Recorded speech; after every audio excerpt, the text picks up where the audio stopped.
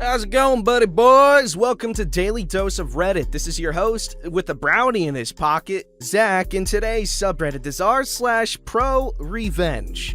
Alright, my friends, this story is called Don't Mess with Sandra. This tale was told to me as a warning when I started on my first post-college job. I'm relating it exactly as it was told to me. This occurred in the early 80s, so those of you who've grown up with the internet may not understand how we did things in the olden days. There were no smartphone apps to show QR codes for airline tickets. They were paper with red carbon mess. Reservations were done by phone. It was primitive by today's standards. Oh my god. But honestly, a lot less noise going on, if you know what I'm saying. Easier to focus on what's important. I'm not saying I want to go back to where there was no internet. Hell no.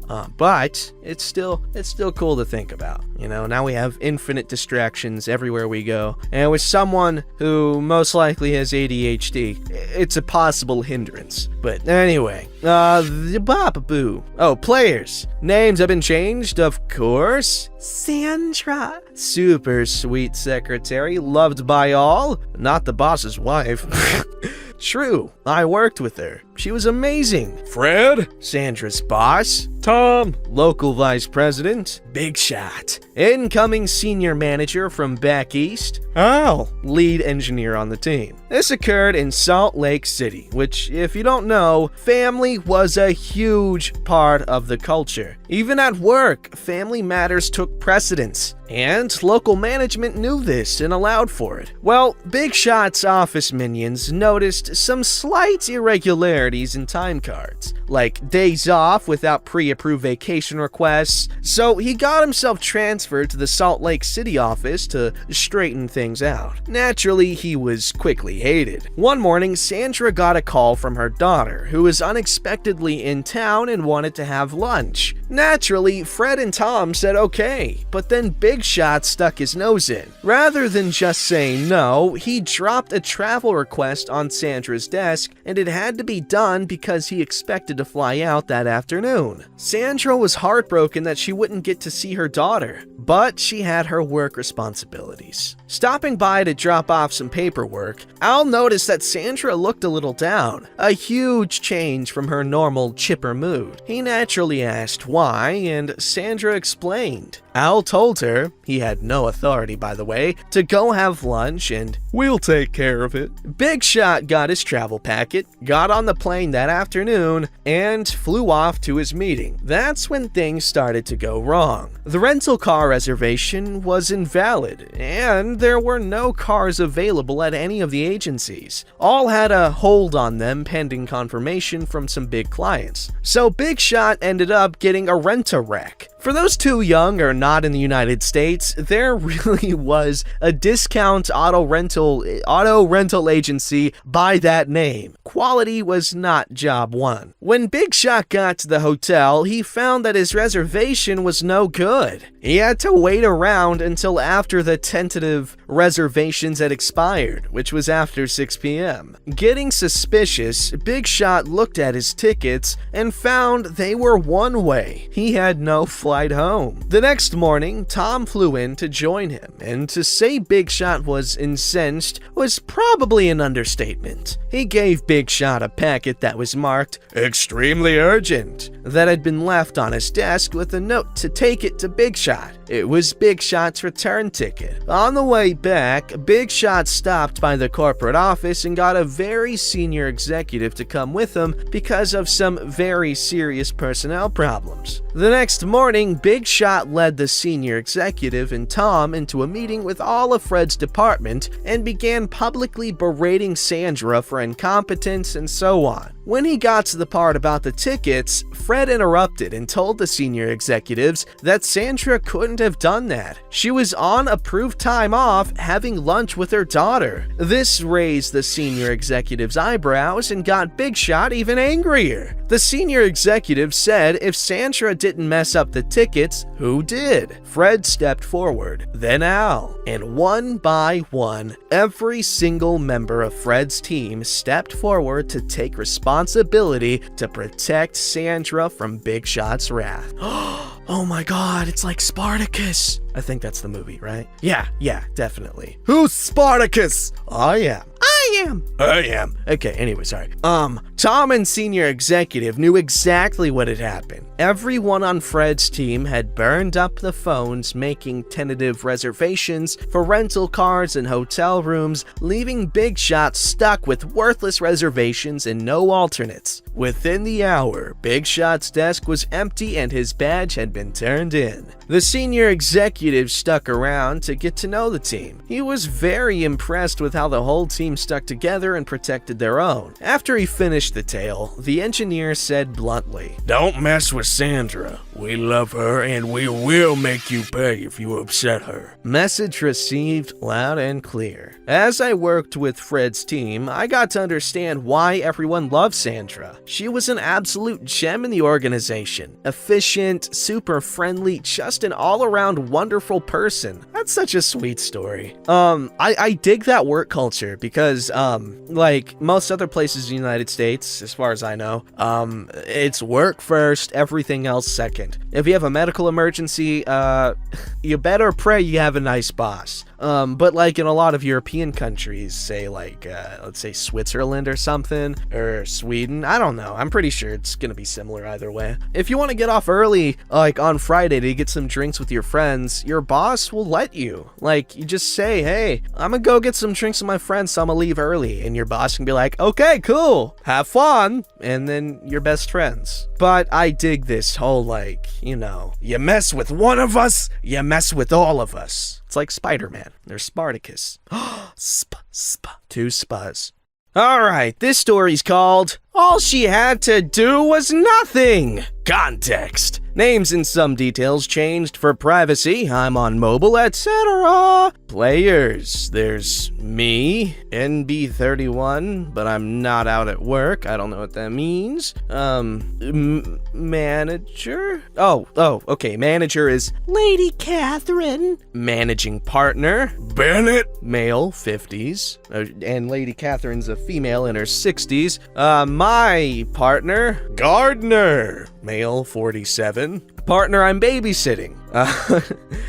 Bingley. My friend and coworker, Charlotte. Okay, that's a lot of characters. I am a professional attorney wrangler for a big legal firm. If you've watched Suits, I'm Donna if she was wound tighter than a child's music box. As a legal administrator, I have to keep a tremendous amount of information straight. Every county in every US state has their own court system, their own rules, and their own idiosyncrasies. I have 5 attorneys on my team. Despite the TV shows, it's pretty unusual for a lawyer to have a special secretary all their own unless they are very important. So 5 is a solid number. Because of the nameless death that took over the world last year, a secretary that left in January 2020 has not been replaced yet, and I've been babysitting one of the partners, Bingley, in the meantime. It's been a fun learning opportunity as Bingley works for an entirely different region and type of law than the rest of the team. Also, he has a case where a truck exploded, was empty, which is awesome. Story!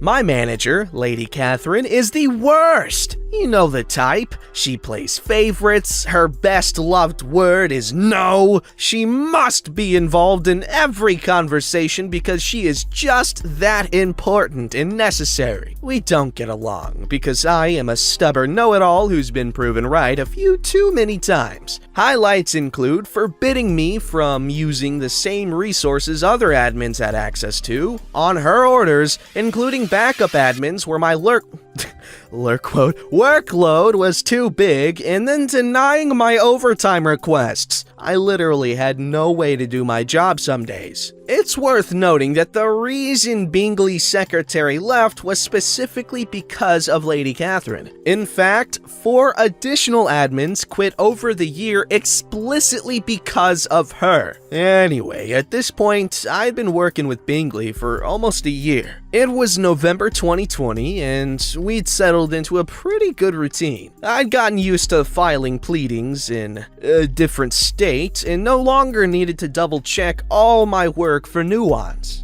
Oh my god, I would suck at that job. Because law still operates in the Stone Ages, a few US states still require hard copy filing. Anything we want the judge to read has to be sent by actual mail on actual paper to arrive in the judge's actual hands. It's a pain. Most states let you file electronically, but whatever. Bingley mostly has cases in one of the hard copy states. Lady Catherine, in her excessive wisdom, butted in uninvited and instructed me to include a cover letter when mailing a new filing. This confused me as I had been filing for almost a year and no one, including the admin who'd originally trained me, had mentioned a cover letter. I told her this and she basically told me to suck it up.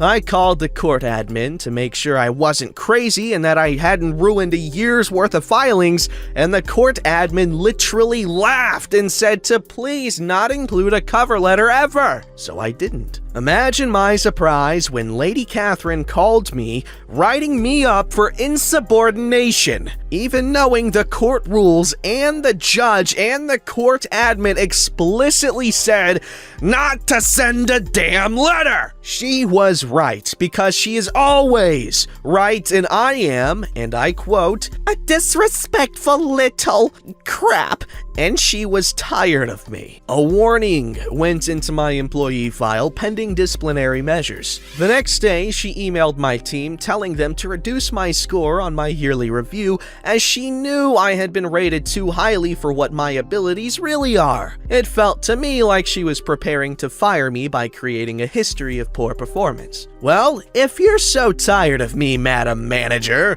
I can leave! Within a week of looking, I found a new position. Now here's the issue. I freaking love my team. This is the best work team I've ever been on. I'm starting to realize that I really didn't need to make all the voices for everyone. But okay, we take each other seriously and we genuinely love each other. A lot of times admins get pushed around because we don't have fancy degrees, but not here. Calling in to quit, I cried. I cried a lot. I cried to the point that one of the partners, Bennett, asked if I wanted the counteroffer. I said no because that wouldn't solve anything. He asked what I meant. I told him about the write-up. I told him how she was trying to falsify my employee review after it had been submitted. I told him the reason 5 admins had left. I told him about how I wasn't allowed to ask for help. At this point, I had given myself hiccups from weeping. You know, I get hiccups when I laugh too hard. Actually, it hasn't happened in a minute, but I guess when I was younger, anytime I would laugh really hard, that's when I'd get hiccups. No other time. Actually, no, sometimes, very rarely when it's like when I'm eating spicy food, like really, really spicy food, not like your definition of spicy, but my definition of spicy, which is like 14 leagues ahead of your definition, I might get hiccups, but not very common. Anyway, shoot, what am I reading? Oh, and one of the partners on my team, Gardner, was calling him asking if he and his workload were the reasons I was leaving. So Bennett let me go do other things, like day drink and create a shrine out of legal forms. I thought it was the end of it, until a friend in another office, Charlotte, called me asking what I was doing. She doesn't have time to train someone into being the new me, and I was the only admin she actually trusts in my office, so why was I leaving her all alone? I told her, and she told Gardner, and together they plotted. First, Charlotte is the manager in her office, so she is on equal footing with Lady Catherine. They also report to the same person. Charlotte called the district manager and told him that Lady Catherine was driving admins away, and that the most recent quitter, me, was the only person who knows how to do a lot of the work on my teams. And my loss was a serious blow. Apparently this is true, which is both heartwarming and terrifying. Damn, so now you can't die now. You're too important. Meanwhile, Gardner called up a fellow partner and told her that his world would collapse in on itself if I left. He would go to the nearest bridge and jump off it, which would be pretty impressive in a landlocked state. They had to do something. I got a call the next day from Bennett saying they had a counteroffer they were really hoping I'd take. Basically, instead of Lady Catherine, I would report report directly to Gardner. Lady Catherine would be forbidden from interfering with me without first asking Gardner for his permission. This solved the issue, and I gotta stay with my team, so I happily accepted. I thought the debacle was over. The debacle was not over. Unbeknownst to me, after looking at the evidence, exit interviews, emails, memos, Bennett put Lady Catherine on a performance improvement plan, and she did not get an end-of-the-year bonus or raise. Turns out, I had been absolutely correct. Lady Catherine's behavior and treatment had been the explicit cause that 6 secretaries quit in less than a year. That monster. I got a call last week from Charlotte. I figured she wanted to gossip about coworkers or rant about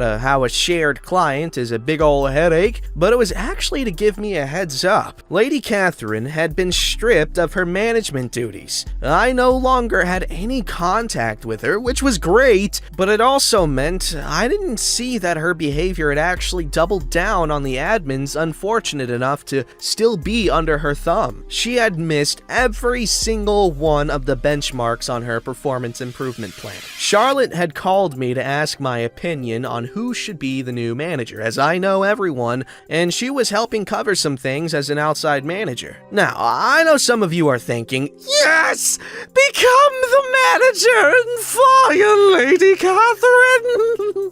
But I am not a sadist. I want to stay on my team and do what I do best, which is being a cheerfully annoying, respectful little poo-poo. I told her one of the more senior admins would probably need some guidance, but would be amazing at it. No one has to deal with Lady Catherine anymore. She is now a mere paralegal and not anyone's manager at all. If she had just left me alone and not interfered where she wasn't needed, none of this would have happened. All she had to do was nothing. Edited for clarity. Edit for clarity. Holy moly! Y'all, I'm so happy! People think I'm funny. Yeah, you are funny. I'm gonna print out your comments and staple them to my mom's forehead like, see? The internet laughs at my jokes! Thank you so much for the gold and silver. I'm super excited and honored, but don't waste your actual money on my silly story. 1. Why wasn't Lady Catherine fired? Answer: I have no idea. My best guess is she's really great at another part of her job, or has a valuable qualification. That or she's extorting someone. I will absolutely update if I find out for certain. 2. There are bridges in landlocked states? It's just a silly throwaway joke, but I'm from the San Francisco area originally. When I say bridge, I think Golden Gate, which does go over the ocean. Oh my goodness, we have a bridge elitist, or should I say, a golden gatekeeper, which does go over the ocean. I'm new to the middle part of the US, and I'm still learning your weird claustrophobic topography. Where are the Bennett's managerial skills here? Oh, sorry, number 3. Look, I picked Bennett as his last name for a reason. He's a great dude, super smart and funny, but he tends to ignore problems instead of solve them. 4. Wait, how many secretaries quit? Do you know how numbers work? Answer: I absolutely do not. Thank you for asking. My math does check out here though. 4 nameless secretaries plus Bingley's former secretary plus me. I stayed, but I also quit. I'm a conundrum. Equals 6. 6 pissed off admins. Bennett, if you're reading this is why I turned down the accounting duties. 5. So, who actually got revenge here? Answer: Charlotte, in my opinion. I wasn't sure what Reddit to post this to, but ProRevenge is my favorite, so I tried it out. I briefly chatted with the mod who agreed, so here it is. 6. Pride and Prejudice! Answer: Austin was a genius, and you can't convince me otherwise. I was gonna go into a whole thing about why she wasn't, but I actually know nothing about her. I never read Pride and Prejudice. I would've, wait, I'm tangent. I'm doing that thing. Anyway, badass story. I'm so glad you're important, and I'm so glad everyone's gonna hear that voice crack, because it shows that I'm not a perfect person. person, despite what everyone most likely thinks. I do have flaws, and that is the only one, actually. I occasionally voice crack. Alright guys, I'm not trying to pull a fast one on you like you guys in the comments like to pretend I am. Oh my god, he put a petty revenge in the ProRevenge video. Let's burn down a barn. Not even related to him at all. Just burn down some random guy's barn. You gotta stop doing that, man. I'm getting a lot of angry letters from farmers who are like, why are you sneaking in petty revenge video stories into ProRevenge videos, man? They keep burning down my barn. I'm just like, I'm sorry. I don't know why they're doing that. I get it. If you want to burn down a barn, just get your own barn. All right, don't burn down these poor farmers' barns. All right, I'm getting the flack for. I'm getting the heat for it, if you will. Anyway, this story's called "Don't Drive Behind Me So Closely" by the deaf guy. So I've noticed that in my area, at least, people have a tendency to drive right on my ass, even on the highway going 100 kilometers per hour. So naturally, since they obviously have somewhere to be, I'll slow down from going 100 to a smooth 90 to 80, because what if a deer jumps out and I have to brake? Either way, I'll have another person's car in my back seat, so might as well minimize the damage if that does happen. Now, I don't have a problem with going a bit faster than the speed limit, or me. It's when you give no space to me that worries me. So I'll intentionally slow down a little bit, for safety's sake, of course. Edit. I almost never am in the fast lane. Normally, I stick to the right so others can pass, yet sometimes they insist on riding my ass regardless of how fast or slow I'm going. As for pulling over to the side, the highway I tend to drive on is fairly hilly with a lot of corners, so there's a good chance I'll get clipped by someone. It's easier to just drive slightly slower and hope they pass. I agree. I hate,